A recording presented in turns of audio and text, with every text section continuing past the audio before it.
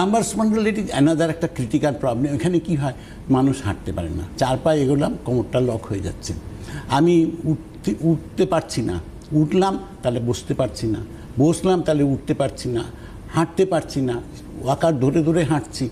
মানুষের লাইফটা কি হচ্ছে, অতিষ্ঠ হয়ে গেছে। বহু মানুষ আছেন সারাদিন কষ্টের মধ্যে তার লাইফটাকে পার করছেন। কিন্তু গাঙ্গুলি আয়ুর্বেদিকে যারা এসছেন লাম্বারের প্রবলেমস নিয়ে, আজকে তারাও এই জায়গাটাকে দেখতে পাচ্ছেন যে হ্যাঁ, আজকে বিনা অপারেশনে, লাম্বারের মধ্যেও বিনা অপারেশনে, বিনা প্রবলেমসে মানুষ হাঁটাচলা করতে পারছেন।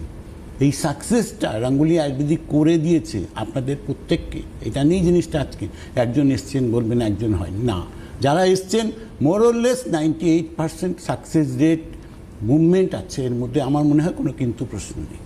ফ্রোজেন শোল্ডারটাও কিন্তু একটা ভীষণ মানে পেইনফুল, এবং মানুষের সব থেকে যেটা বড় কথা, লাইফস্টাইল সে মেনটেন করতে পারে না। একজন মানুষের যদি ফ্রোজেন শোল্ডার, যে কোনো রোগের ক্ষেত্রেই তার একটা সমস্যা হয়, কিন্তু একটা অসম্ভব পেইনফুল একটা লাইফ সে পায়।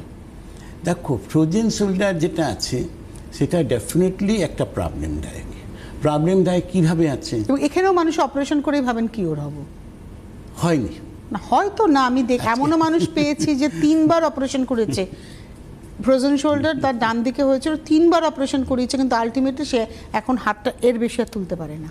তো এই যে জায়গাগুলো আছে, সেই জায়গার কোনো রিস্ক নেই গাঙ্গুলি আয়ুর্বেদিকে।